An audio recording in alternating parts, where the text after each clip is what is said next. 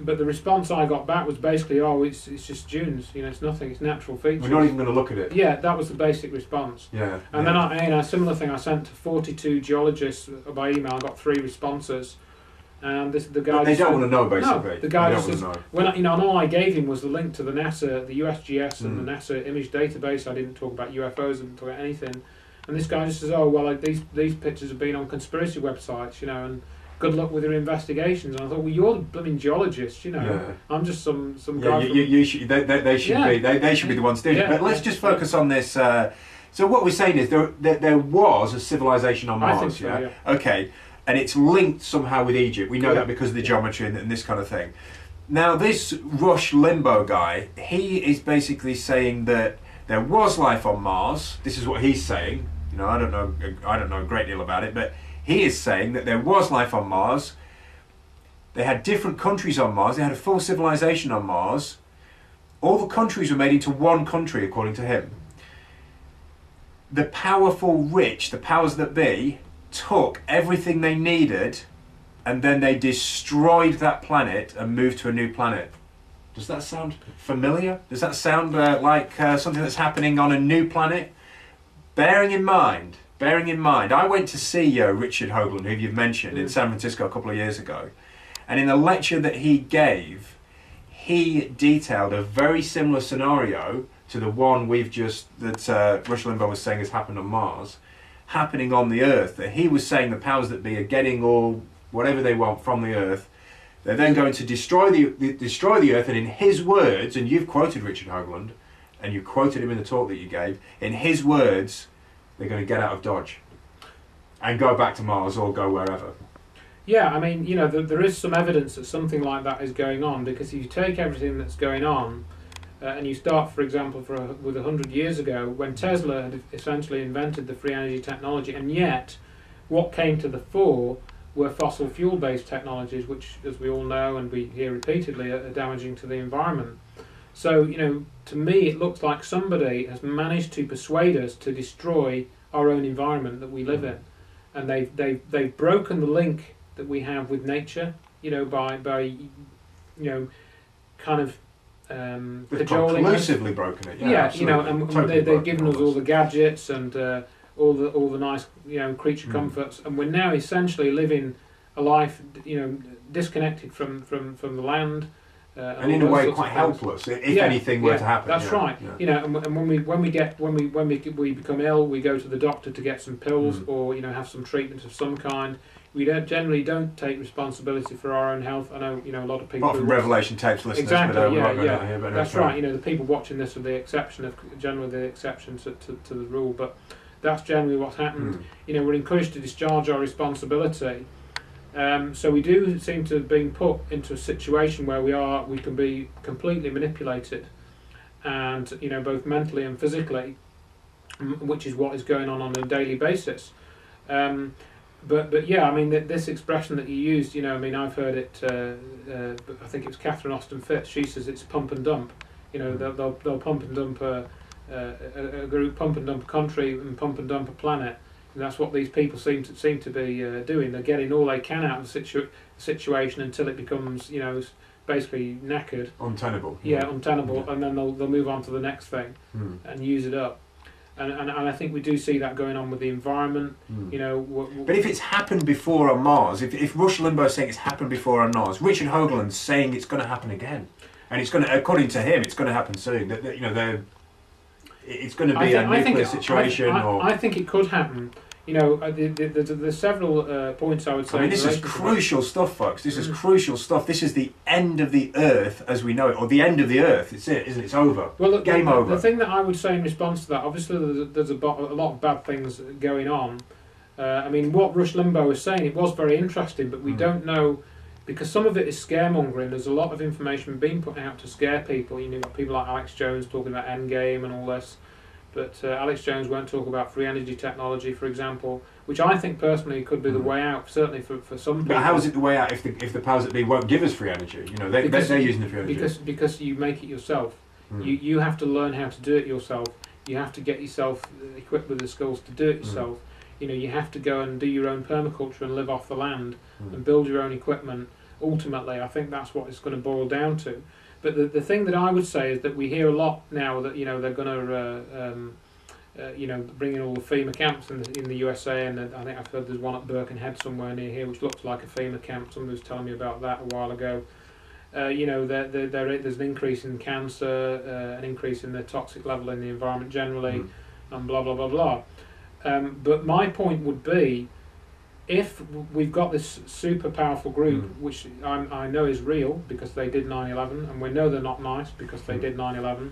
Somebody pushed a button and destroyed one tower, then an hour later somebody pushed another button and destroyed the other tower. Somebody is in control. Somebody has very advanced technology. Somebody can steer and Building 7 obviously as well. Yeah, and Building 7, yeah. That's a whole other story actually. Let's not get into that here, but anyway, exactly. Carry on. But so, if these people have got this technology, and they've got these underground bases, which again there's quite a bit of evidence for if you look at the evidence for those, then why don't they just drive into their underground bases now? They've had plenty of time to stock up with foods and supplies and all this, that and the rest of it. Why don't they just drive in there? Maybe the humans are too strong. Maybe there's a lot of humans. The humans maybe have still, they're gradually weakening the humans. But we know they've got very advanced genetic engineering skills, and they bioengineered deadly viruses like Ebola and this sort of thing. They've got nukes, they've got space-based weapons. Why don't they just use them all and wipe us all out, and then stay underground for 5 years, 10 years, whatever it takes, and then come out again? Why don't they do it now? In other words, why are we still here?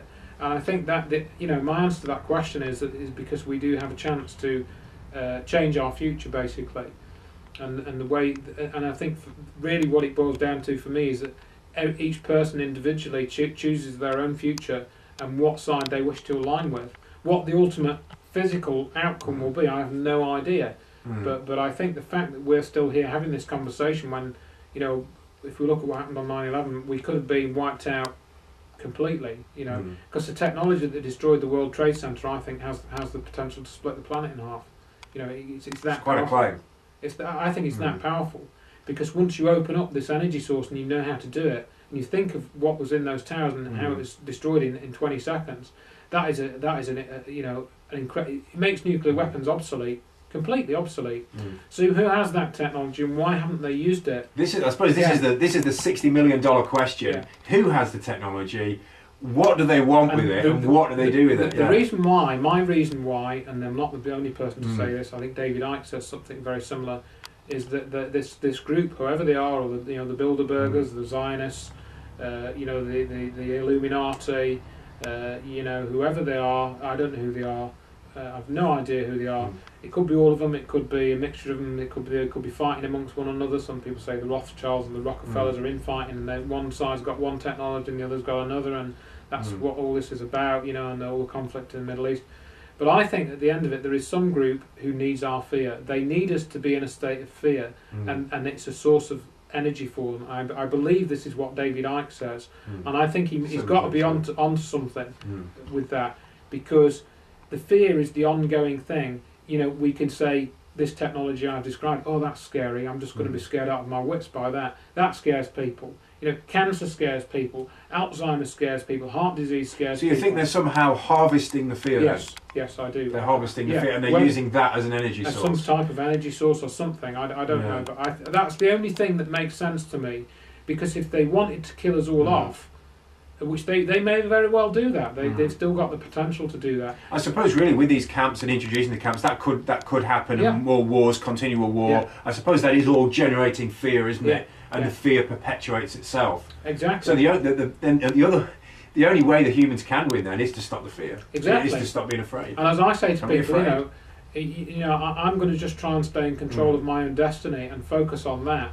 Which might sort of sound a little bit selfish now, and I suppose it is in one sense, but I suppose what it boils down to is I'm going to try and keep my own attitude to other people the same. I'm not going to be disrespectful to other people just because I'm in a state of fear. In the same way, though, in a lot of ways you could say, well, people ultimately get what they deserve. Yeah. And what goes around comes around. Yeah. So but it's maybe not a good way of looking. I'm not sure if people deserve getting thrown in camps and things, but on one level, you could say that they get what they deserve.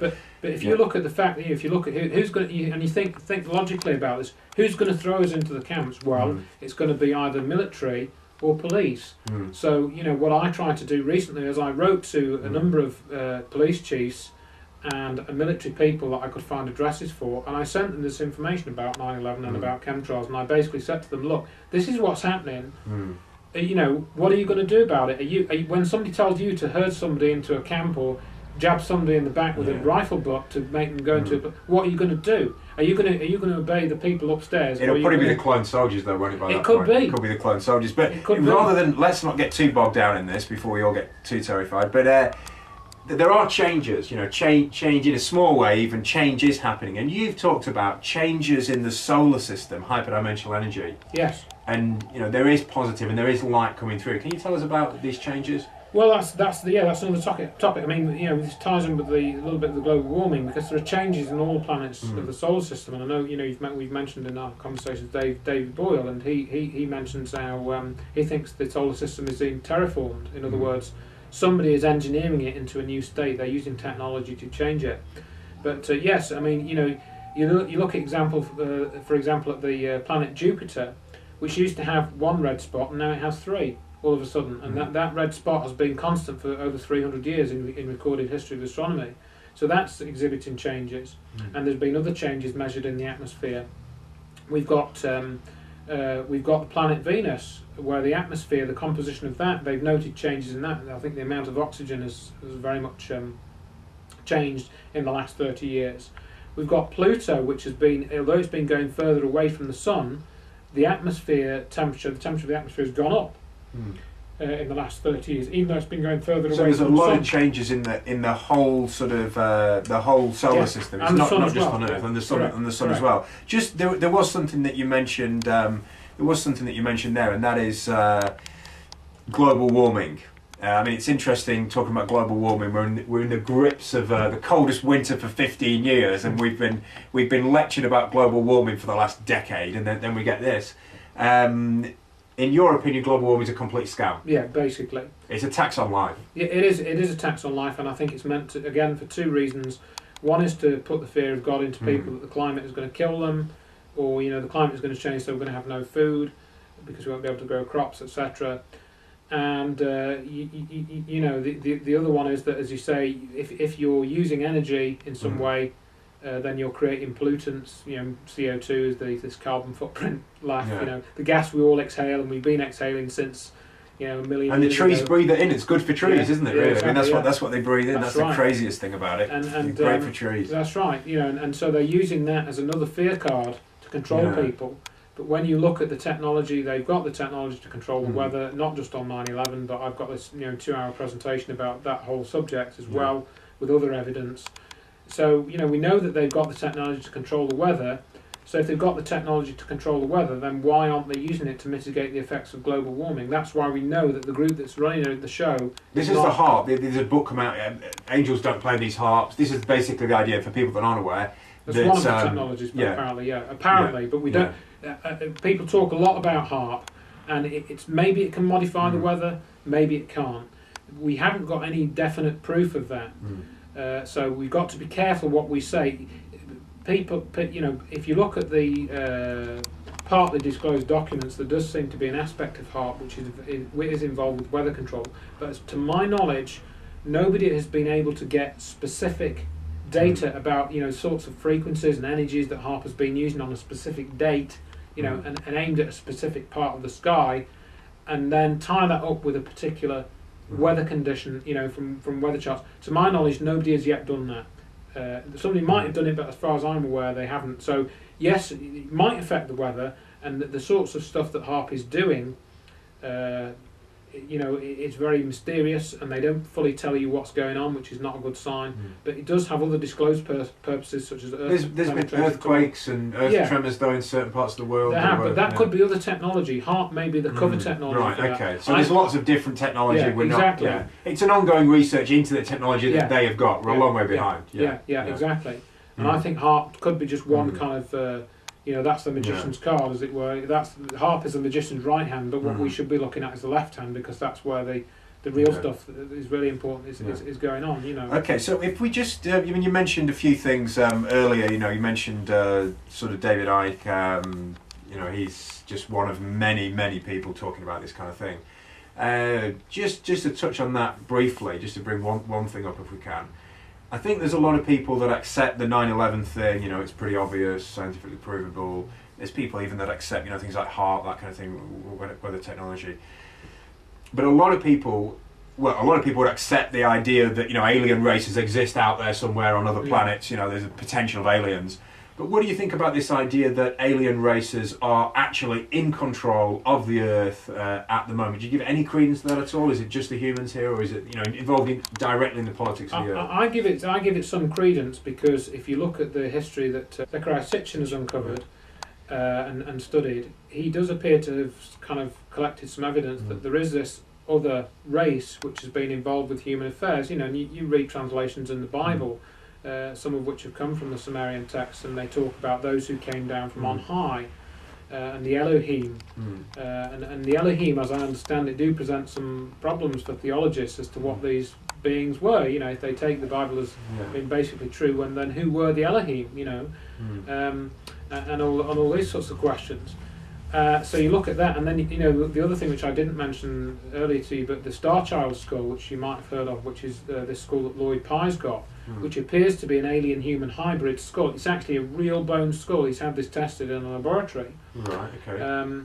And you look at this, and it does appear from what he's studied so far. It's not 100% conclusive yet, but I'd say it's fairly conclusive that this is a hybrid skull. So I think that to me, I think it could prove, and it's close to proving, that aliens and humans have genetically, interbred, basically. And then we could get into the whole sort of dimension. There could be beings or entities operating on a different dimension that are having a direct impact on the Earth. Obviously, they need the humans then to carry out their commands. And I mean, you look at people like us who are just trying to find out what's going on. We're just truth seekers trying to and we're just what's going on in the world. That's right, and we just want to. Apart from that, we just want to have enough food to eat. Have enough income to live on. We don't really want to take anybody else's land. We're not interested in making huge sums of money. We might just have a nice living and maybe just a few nice things in the house. And we're basically mainly happy with that for the majority of us. And a few people, unfortunately, can't even get to that because they're forced into poverty somehow. But the people that did 9/11, who've somehow got all this technology, and they're willing to just sacrifice 3,000 people with the flick of a switch. And the countless millions in Iraq and Afghanistan. That's right, exactly. On and on and on. We could talk about that for hours and hours. But the point to me is that these people are fundamentally different to us. And the way I describe it to me is that it doesn't really matter what their physical form is, or whether they are, only partly corporeal and they're some type of transdimensional entity of some kind. To me, that's a secondary question. The point is that they're different to us. They have a very different way of operating, and by that they're alien. They're alien to my way of operating and thinking, and always will be. So in that respect, they are totally alien to me. So that's the way I discuss it. Really. Okay, well we're going to have to on that we're going to have to leave it there, Andrew. We've run out of time, unfortunately. There's a lot of interesting areas that we could go into in more detail. We haven't got the time, but if you can keep up the research, keep checking the evidence, folks. Check the evidence.com. And thanks for joining us today. Thank you very much. And we'll see you next time.